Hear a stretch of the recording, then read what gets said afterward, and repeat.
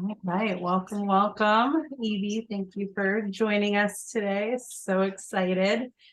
Looks like most of the Seattle crew, but if you don't already know, EB is one of our own. Hi, Carrie.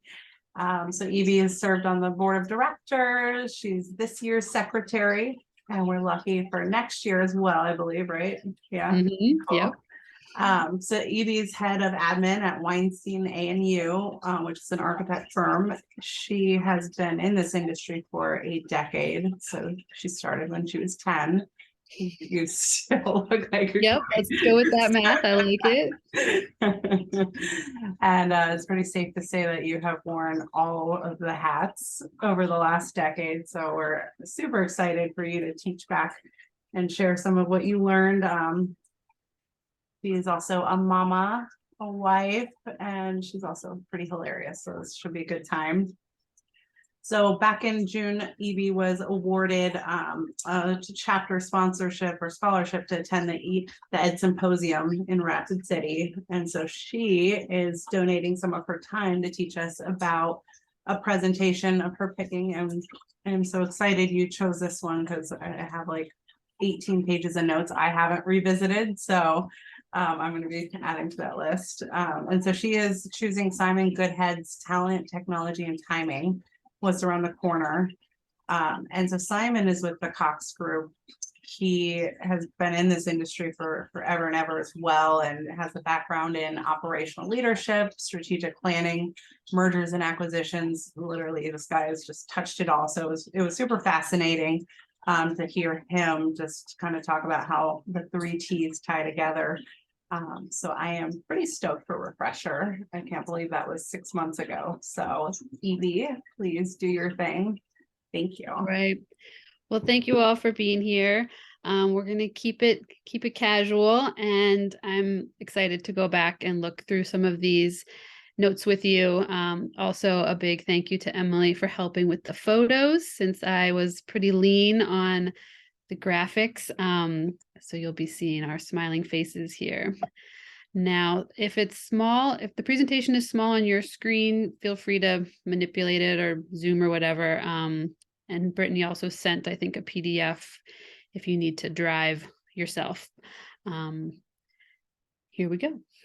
So the EDSymposium this year, which was the first like really fully back in action in-person conference in a couple years, was in Rapid City, South Dakota, which was a place not a lot of us had been before, except for maybe Patrick, who was more familiar with that region. But now I'm thinking of a lot of people who have been there before. I had never been there before. And so it was really, really fascinating to hear a cool urban renewal presentation from some of the city planners and this business incubator, and learn how the School of Mines had been an anchor there, and then sort of the different history of the town. We saw a lot of cool art from the Crazy Horse monument that I'm sort of standing in front of the window of there, to Mount Rushmore, of course, and then, galleries of art and the street fairs that were going on. So it was actually a really good pick. I think it felt a little bit like a dart thrown at a map when I first heard the announcement, and then I ended up being really glad to get to see that part of the world. There were a lot of admins there, which was awesome. I had a lot of fun reconnecting. I think this is the big reason to go to the conference, which I plan on repping up to new members or potential new members as we grow our chapter next year, that there really is a conference energy. And I think we see people in a little more rounded way when we go to a conference. They're kind of out of the Zoom box, or even out of their specific role at work. It's just, I don't know, I think you get to know people in a different way. And then I think a really big reason to go to the conference is to see how your career could grow and develop, that there's not just one path through the industry, and that if you are experiencing some pain points in your job, like that's not just how it has to be, that there can be maneuvers to grow and develop and be really satisfied in this role. So I love that. And when I was looking at this picture, I was thinking, we're big, but we're also small. Like this is just a small segment of the professionals who do this work across the country. So it's definitely getting me motivated for the membership drive and just how we can engage more people in this very cool environment. I was very flattered to be featured in this image from Danielle's workshop the day before, which was fun. And we get to hear her next month, or no, this month, because it is now December. More about preflection will be great. All right, so for the breakfast keynote, we heard from Simon Goodhead, as Brittany said, and after hearing this presentation, I had to go look up the Cox Group because I didn't have any experience with business consultants for the AEC world. This was totally new to me. My firm is fewer than 30 people. We've always been a single proprietorship, and the owner does a lot of his own research and does a lot by instinct, which maybe you've also experienced in your firms. So the idea of sort of this outside perspective, someone who spends all his time and energy researching how architecture firms and engineering firms could grow and change and merge, was really fascinating to me. So the Cox Group describes themselves as a vastly experienced team of 10 plus or minus professional business consultants, whether it be in architecture, engineering, or construction. We see every situation as an opportunity to help you realize your goals and potential. As an English major, I had some issues with this web intro, but it gets to the point that this business can really offer some like talk therapy for business leaders, that they're there to help you see different situations as opportunities and not just hurdles or stumbling blocks. What I sort of gleaned through the presentation is that business consultants are saying a lot of the things you knew, but maybe hadn't had time to think about or kind of articulate because you're busy doing your job. And so I think that having that focus is really valuable. And then they're willing to bring the research and coach you through a proposed change that most likely you came up with. It's like staffing's so hard, and then the consultant can be like, yeah, like what do you think you should do? And then I think I should reconfigure my teams so that there's more internal development. Yeah, so like how are you going to do that? And like I think that's great, even though I was definitely poking a little bit of fun at Simon for this perspective.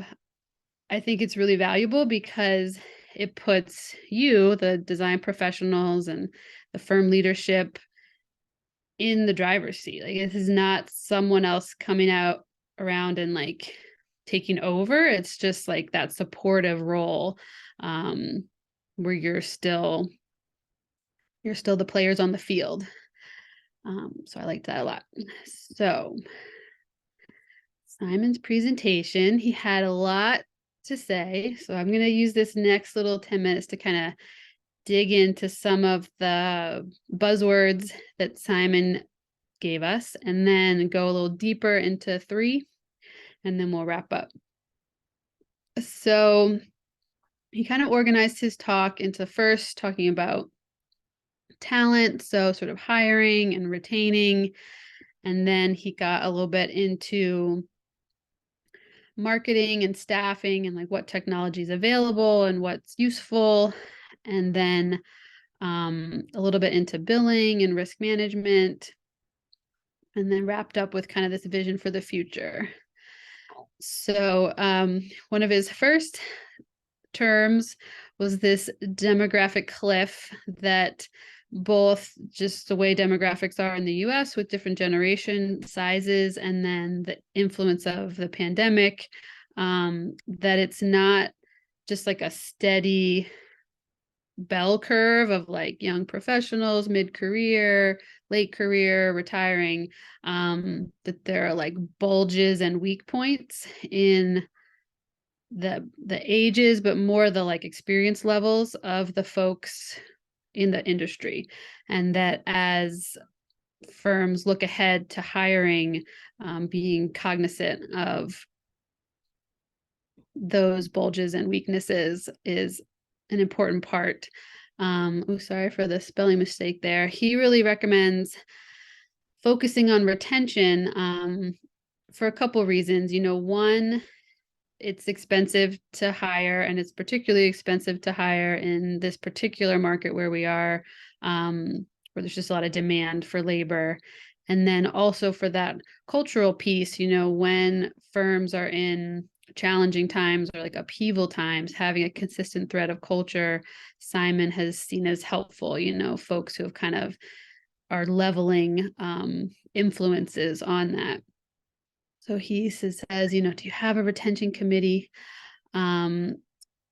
He reminded us that staff development is increasingly on the minds of early and mid-career professionals, that, of course, salaries and compensation is always going to be something that both existing staff and new staff are looking at.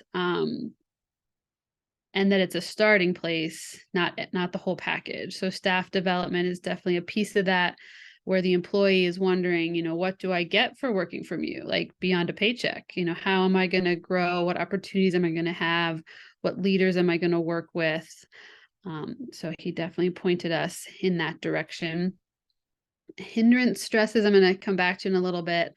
Internal motivation went with that retention piece, that the more firm leaders understand what internally motivates their employees, like why they come to work, that's not the paycheck, the better the firm can align rewards to retain those people. So to be more specific, so if I'm very motivated by one-on-one contact with my clients, I really feel like, let's see, I don't know. So I guess schools is always a nice example, that working with the school board and like seeing the kids on the first day, if that's very motivating to me, that user group, it would do my firm well to know that about me and create those opportunities, because I'm going to be a less expensive employee if I'm internally motivated.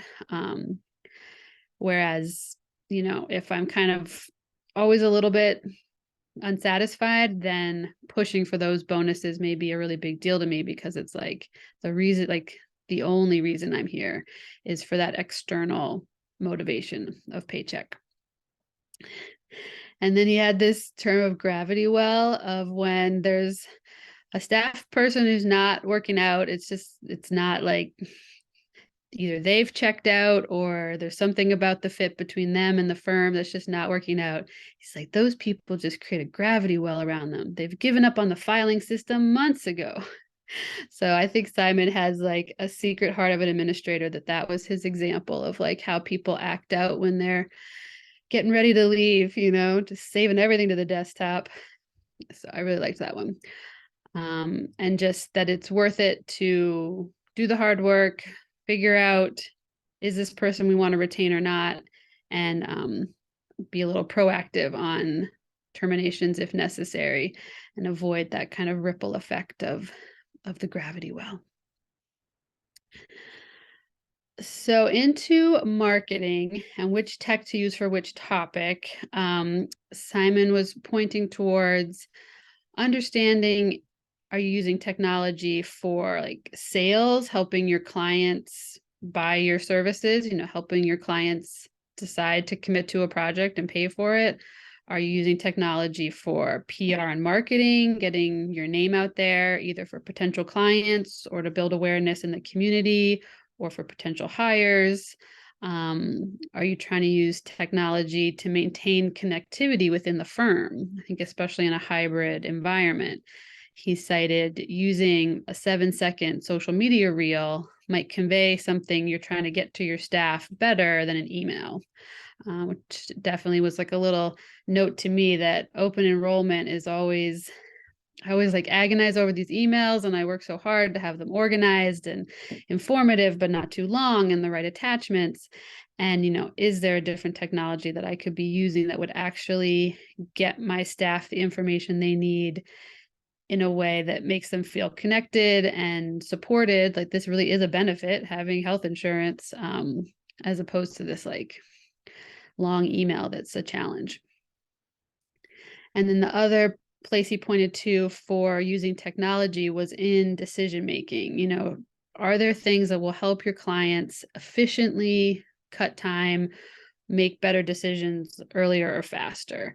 And, he had this example of the VR headset, which I think has been very divisive in my term.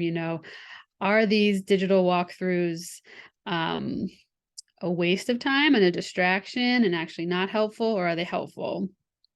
And Simon's example was a client of his had, who was redoing an office and really wanted this desk, and his design team kept telling him that the particular desk he was pointing to was too big for the space, and that would feel really cramped when he came in, but that we can get you a good desk. And the client kept pushing back, and finally the team did a little 3D model, put the headset on the guy, had him walk in the door, and he was like, oh, the desk is too big, let's do a smaller desk. And so that was his example of how sometimes when the 2D drawings are slowing you down, like the client isn't getting where they need to get, these other technologies can be helpful. And then he was very excited about quantum computing. Didn't quite get into why, but he was just like, IonQ. And I'm like Googling, what's IonQ? It's a publicly traded quantum computing company, but we'll have to have Simon back for a future talk to understand his enthusiasm. There were a few things that were just little Simon mysteries. I did really appreciate that he understood that where effort is expended in the design process has really shifted to the earlier phases. So of course, construction documents was the bulk of the work, right? Like you've gone through all those decisions. Now you are documenting for real what's going to go out to bid and get built, that big CD phase. And that's just not what I've been seeing in my firm for the past few years, that there was just like all this churn and burn through SD and DD. And it was very affirming to hear Simon say that where effort is expended has shifted to those earlier phases, even though the AIA billing schedule hasn't caught up with that. Again, I've just really felt this talk therapy thing, that's like having someone outside my reality affirm that this is not just me, that we're not just doing it wrong, that there have been some shifts in the industry was very supportive. But then typical therapist kind of threw the ball back to us on how to manage that. Like, yes, this has changed. It doesn't mean your clients are super excited to spend more money up front. So, what's the plan? He did tease us that the architectural community in particular, I don't know if the engineers are quite as co-opted into this, but that the architectural industry is the only industry that colludes to zero, in that like we're all talking to each other, but to fix prices, but not to like get them higher, not to put a squeeze on our clients, but it's like, well, we can go lower. Oh, we love the art of it. Oh, it's such a privilege to do these projects. So he really encouraged his clients via us to raise prices. But it's an eternal struggle. So the last thing I'll touch on here with Simon's listicle of amazing buzzwords is timing. That we've experienced this recent period of unpredictability, that not many firms had a pandemic plan in their strategic guide. This is what we do if the country shuts down. And so it was a real test of leadership and of firm management on how firms reacted to that. And Simon was really encouraging us to reflect on that, what went well, and what tools we have in place for future unpredictability. It's like we can't know what the chaos is going to be, but we can know that like something will come up. And to really know our firm's place in the marketplace, like what we do well, where we want to grow, and have a lot of clarity around those things will be our best bet for moving into unpredictable times. All right, everyone's still with me? Woohoo. Excellent. So I'm going to jump into a little deeper into a few of his topics that really stuck with me. So the first one is this idea of a hurdle stress or a hindrance stress. I think as administrators, we experience a lot of stress. I think our leadership brings us their stress and asks for stress relief. So it was very helpful to think about, okay, not all stress is the same. The way that Simon defines a hurdle stress is it's something you have to get, it's like going to take work to get over it, but it's going to make your business better. And then a hindrance stress is something that's just holding your business back, that like it's not helping you grow. It's not like building a muscle. It's just draining you. So with hurdle stress, I guess with both kinds, he's saying, can you analyze your team composition? Can you change your teams to be better suited to whatever work you're doing that's being stressful? Can you change your contracts? Can you pare down basic services? Can you split off extra services? Can you review your efficiency tools? What kind of templates do you have? Which ones do you wish you had? Which ones no longer serve? And then, consistently throwing out those bad processes, some things that were exactly what you needed in 2018 just feel like extra work or not suited to the current stage. Simon really pointed to COVID as a hindrance. And I think in the ways that it stressed our staffs personally, it was that there wasn't like my employees weren't growing and maturing by being worried about their friends and family or having to figure out how to work in a space that was not set up for work, those types of things. For my firm personally, we also had some hurdle stresses through COVID, particularly on the technology side. I was very resistant to giving up some paper processes that were very comfortable to me through the billing. And with things being remote, that just wasn't an option to go desk to desk with my little reports or keep paper files the way I used to with billing backup. And so with the support of my accounting manager, we got all of that on our file server and then through an email process with the PMs. And it's going great, 3 years later, we now have a paperless billing cycle and it's much better. It pushed us to figure out more electronic funds transfer for online payments. And, that gets us paid faster. It's convenient for our clients. We really upgraded our technology, got better at Zoom and things like that. As we were chatting about a couple weeks ago, I still haven't figured out the owl. I think I may be the only admin who's like owl deficient, but we'll get there. So I think for us, for Weinstein A+U, we had both those hurdles during COVID of like, okay, like we're going to go through the pain of upgrading the laptops, but it made our firm better. And then also the hindrances were there was like for us personally, just a real rift between people with family at home and without family at home. Just a lot of like misunderstanding that like the single folks who were at home in their apartments just would get really mad at the people who were parenting at home, and then the people who were parenting would get really mad at the people who like didn't have any of that extra work in their minds. So yeah, we definitely had some hindrance stresses that I'm hoping we can put behind us. For this page, I just put in a picture of us on the 520 bridge because I liked it. A little baby Lucia in her carrier. So that's hurdle stresses and hindrance stresses. We kind of went through the tech is needed in detail when I was on my listicle page. And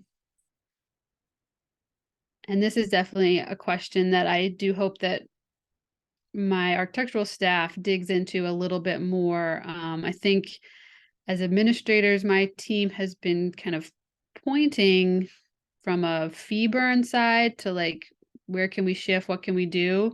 But it's definitely a bigger question that needs to happen at my firm. We also are having quite a few PMs move up into more principal roles. And I think that transition is also a really tricky one. I don't know if it's tech related, but it's certainly fee burn related, where that person needs to go from having like pretty daily interactions with the project, kind of always knowing what's going on, to a more oversight role and that principal in charge role. And there can be some growing pains with that can burn some fee. So how to raise prices. This was definitely a big one for me with Simon, where it's like for him to say, he's just like, add 10% to all your proposals. If you get any, raise 15%. And yeah, it's like, if only it were that easy. But I think he's absolutely right to point to this, that how are we going to raise prices? Like, what is my firm strategy going to be around this? We have clients who really value us. Like, this doesn't have to be an us versus them thing. This can be collaborative. There are areas in the market that we are esteemed, like, how can we build on those? There are areas that we're not known for. Do we want to put energy there or not? So I don't know. This is a tricky one. I think this is going to be a perpetual admin one, because we're often tasked with, keeping track of budget and schedule, or running the bills, or coming up with benefits packages, right? And it's like, if you're not making money, it's hard to give money away to your staff. So I think our work is very touched by how much money's coming in, what our fees are, what our prices are, that kind of thing, without necessarily having a ton of control over what our teams are negotiating.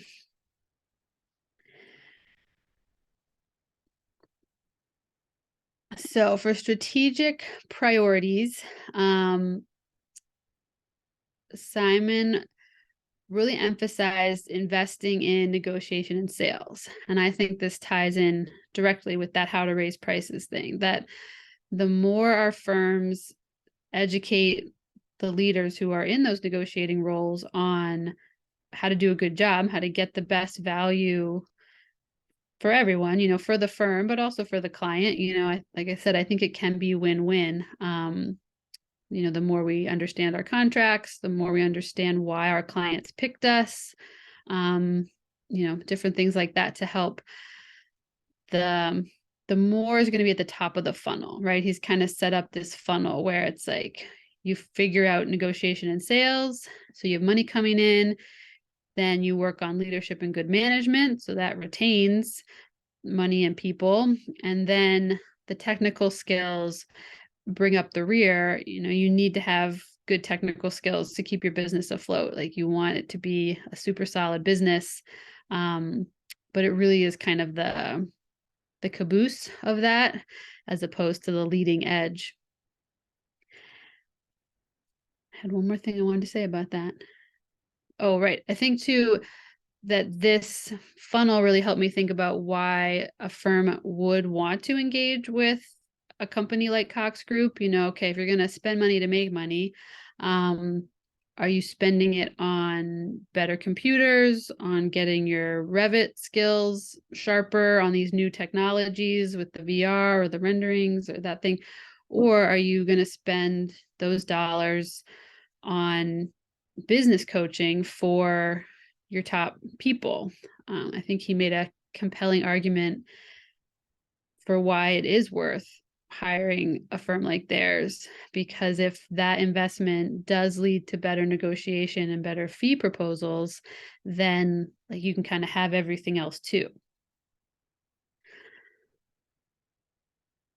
Oh yeah, this was his foreboding reminder that in chaos, a firm will have to make good decisions quickly. Easy for him to say. But it does make sense to do our homework in the relatively calm times, again, with like the templates and the team structure and even our physical office spaces, what's working, what's not, and kind of use, I mean, I don't think it ever feels calm, but now have like directly worked through the recession, kind of that 2017, 2018 recession, and then this pandemic years, I now have a better sense of what the lows and the highs look like. And yeah, I wouldn't call either of them calm, but that it is easier to do that homework and the strategic planning and the kind of positive reflections on how the firm is working in the higher times than in those stressful times where you're looking at layoffs or other stresses. And this was the dramatic water feature in the hotel, which I super duper enjoyed. All righty.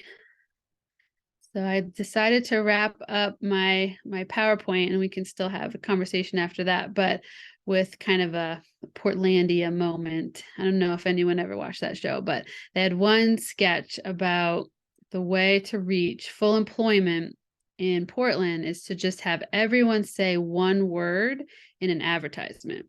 So you'd have one person say the future, and another one is full, and someone else of challenge, and someone else and maybe, and someone else success. So that was definitely my feeling with the keynote address, that we kind of ended up in a bit of a Portlandia moment, where we just heard all these things that are challenging the industry, with how different generations are viewing the work, and how, you're working on retention, but you also need to be hiring, and maybe you hired too much in one phase and then not enough, and then the rubber band is snapping back, and how much is your technology budget going to go up? Simon was saying like probably threefold in the next year or two, and it's like, where's that money going to come from? Oh yeah, we got to raise prices. And so he really filled the time with all of these things to think about, things to worry about, things to be excited about, and really kind of captured the industry where it's at right now, that there's a lot of challenges, but the people are still building. There's still work out there. There's still structures we can use to make sure we're being fairly compensated for our work, groups that will help assess different technology choices, and all sorts of new marketing tools. Later in the symposium, we heard a great rundown of all the different marketing tools and how they reach different demographics. So I really did feel like this keynote was like a wave of buzzwords to think about. But in the end, I went away with the feeling of like, yes, we can do this. Admins have a real role in the positive intent and positive planning that Simon was ultimately suggesting. He was giving all these topics that you could dive into, with the underlying advice that pick a few that are going to be meaningful to your firm, and go at them actively. Create a response that you're going to feel really good about, and don't worry about the other ones. That if your firm really is trying to figure out how to grow from 15 people to 45, like focus on that, focus on team structure and what that's going to mean for your process. And, don't worry if you're not doing the TikToks or the headsets or whatever, like find out your thing. Maybe your thing are those new emerging medias that you really do want to invest in. So that's where I see admins coming in, is supporting the leadership in these choices about what are our few things going to be, how are we going to present them to the staff with a lot of positive intent, that it's not all reactionary. That's like, okay, we are choosing to pursue these things, and demonstrating how they are going to respond to stress and change, with sort of the understanding that stress and change are going to be part of this path forward, and that we all want to do good design, and kind of use those as the boundaries to make this strategic plan that he, as a business consultant, is recommending we all have. So yeah, the future is full of challenge and maybe success, disrupting the status quo with positive intent and planning to respond to recent change and stress and prepare for an uncertain future in design is the goal. Go, Simon.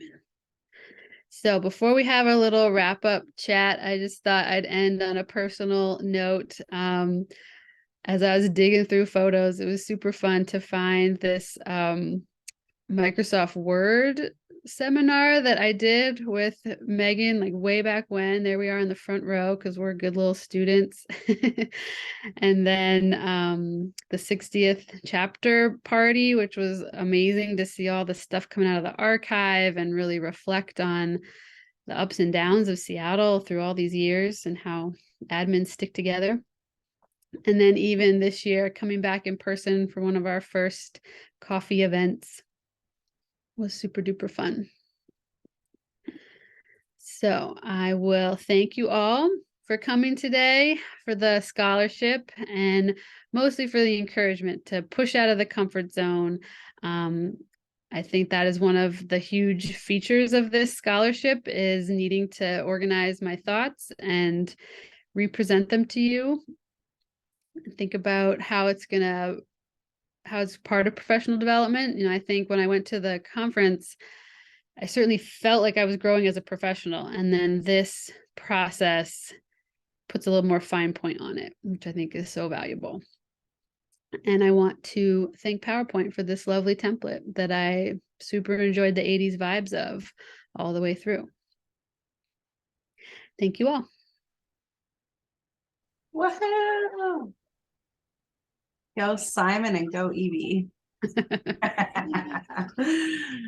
Well, I thought it was a perfect topic, especially with year end. You had a lot of good nuggets to think about, especially if you're doing reviews or you're doing your own or contributing. So thank you for your perspective. You're very welcome. Beautiful.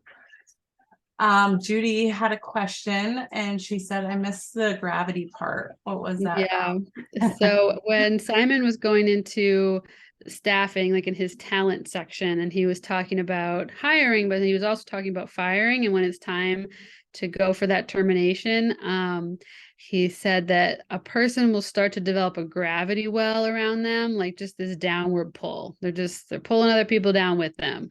And that it's good for management to get in there and make the break, rather than have a project be pulled apart by just this like black hole image, which I've been very fortunate that we haven't had too many terrible staffing issues in my time, but I knew exactly what he was talking about. Beautiful. Judy, did that answer your question? Lots of great jobs, great recaps. So it was a lot to think about. I totally knew what you meant, Brittany, about like I had like 8 pages of notes because it wasn't really a lesson plan. It was more like conversation starters, with like no answers, just questions. Yep. But that, I think that had a value. Couldn't agree more.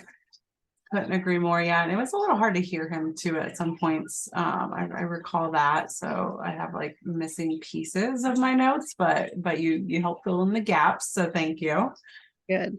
I think when he or another consultant would work directly with a firm, you'd be able to provide so much context, what your ownership structure is, what your firm strengths are, and that would facilitate like not just the question asking, but also the answer pursuit, that he would be able to help research specific answers to your specific questions. So I do think that's available through that service. I think in this more public forum where it's like we got admins from all different kinds of firms, all sizes, all states, all provinces, that he was out there to stimulate thought. Yeah. And I think, Judy, my biggest takeaway was it was sort of twofold. I really took to heart what he was saying about stress, evaluating whether stress is helping you or hurting you. So there have definitely been projects in my career that were really hard. I was, maybe it's for the city of Seattle and they have these really specific reporting requirements and the Excels are like 4 tabs long and I don't always get them right. And then they come back. And so like, it was stressful, but it was also, I felt like I grew professionally in those moments where I started to understand what they were looking for. Why did they structure the Excel this way? Okay, what processes can I have to avoid mistakes? So that I would call a hurdle where I had like, as I got over it, I was building admin muscle, as opposed to the hindrance ones where, it's like nothing good's coming out of this. We're just drained. So that was a big one. And then his encouragement on the planning for the future, that the plan be to understand what we're good at, what the firm is good at, and how that's going to be a tool rather than try to predict the future. Just knowing how unpredictable the future is. So I think his encouragement there of like understanding your stress and then understanding your firm's strengths and how you're going to use those strengths to achieve goals. It's kind of vague sounding, but I think that's where I took it home. Very good. I think those are all the questions. Next year in Tampa. So that's super exciting. I believe it's June, right? I'll have to go back to Florida, Brittany. I know. I'm so excited. I wish it were like in December so we could kind of have the little sunshine there. Well, cool. If there's no more questions, I think we'll call it at 12:45. I will get a recording out along with a PDF again for anybody who didn't download it in the chat box. If you haven't already, sign up to see Danielle next week. We're so stoked to have her back. And then happy December, everybody. So yeah, I appreciate the thank yous. Yeah, I'm glad you were able to join me. You did so good. So yep, great job, EB. Yeah, you guys are kind. All right, take care of yourselves through this month, and for all the accountants out there, through next month. Stay sane, and the next 4, but who's counting? Yeah. All right, bye guys.